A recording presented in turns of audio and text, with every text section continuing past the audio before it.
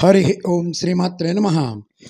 లలితా సహస్రనామ పారాయణలో భాగంగా ఈరోజు అమ్మవారి నామం 425వ నామం ఏకాక్షర నామం తత్. ఈ నామంతో అమ్మవారికి నమస్కరించుకునేప్పుడు తస్మై నమః అని చెప్పుకోవాలి. తత్ అనేది పరమాత్మని సూచించేటువంటి పదం అని స్థూలార్థం. తస్మాత్ విరాజ్జాయతః అని పురుష సూక్తంలో చెప్తాం. తత్పురుషాయ విద్మహే తదేవాగ్నిస్తత్ వాయుస్తత్ సూర్య అని తైత్రీయంలోని నారాయణ ప్రశ్నలో చెప్తాం. తత్స వితుర్వరేణ్యం అని గాయత్రి మంత్రంలో చెప్తాం.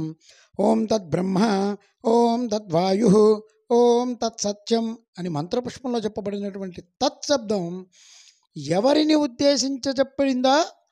అట్టి నిర్గుణ పరబ్రహ్మస్వరూపమైనటువంటి సగుణ రూపం కాబట్టి జగజ్జనని అయినటువంటి అమ్మవారికి కూడా తత్ అనే పదం బిరుదనామంగా అవుతోంది. అమ్మవారి నిర్గుణతత్వాన్ని సూచించేటువంటి నామం ఈ నామం గనక నిత్యం లలితా సహస్రంతో కనుక సంపుటీకరణ చేసి కనుక జపం చేసుకుంటే, లలితా సహస్రనామాన్ని పారాయణ చేసుకుంటే నిర్గుణ స్వరూపంగా మనం నిర్గుణోపాసన వైపు అడుగులు పడతాయి. అమ్మ అలా అనుగ్రహిస్తుంది. ఓం ఐం హ్రీం శ్రీం తస్మై నమః. ఓం శ్రీమాత్రే నమః. ఓం శ్రీ మహారాజ్ఞే నమః. శ్రీమత్ సింహాసనేశ్వర్యే నమః.